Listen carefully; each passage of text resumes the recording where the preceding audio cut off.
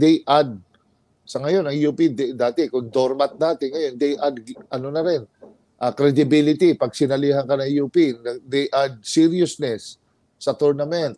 They add ano na rin ng UP pag nilaroan ka, plus si Lasal, plus si Ateneo.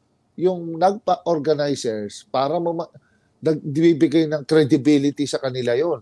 Nagbibigay ng sa organizer standpoint, nagbibigay ng credibility, tumitibay. Paano mo nayayaya mga yan? So tumitibay ka lalo as an organizer. Pero pagka ganyan, bumaback out ang teams ng ganun-ganun na lang, dapat siguro para naman maprotektahan yung ipinaglalaban ng liga na yan, multahan nila. Pare, kasi sa PBA, mag-default ka lang, magkano bayad? Milyon ba? Oo, default. Oo. Magkano pare? Walkout, parang 500,000 walkout. Oo. 1 million. That was before, yung Hinebra. Hindi ko ngayon alam. Naalala mo pare, nag-walkout. Sa inyo, pare, di ba sa Shell? Yun, malaki yun. 500 na yun. That was 1990s yun. Ginawa na rin ni Senator Joe yan nung panahon ni Carlos Briggs ba? Parang, hindi, may isang laban. Oo.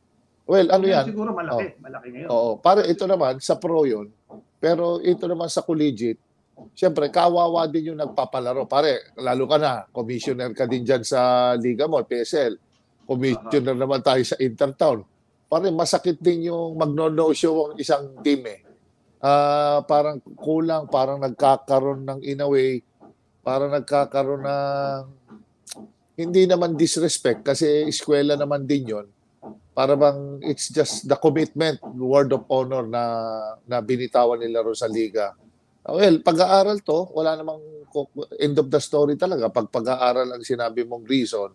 Pero ano lang, next time, ano nila dapat, you have to make sure kung ano talaga ang stand mo pag sumasali ka. Kasi at sa mga nagpapaliga naman dapat matindi din ang sanction pagka ikaw nag-fold up ka, nag-disband ka, umayaw ka para hindi magkaroon ng president na iiwan-iwanan ka lang, kawawa din yung mga nagpapaliga diyan.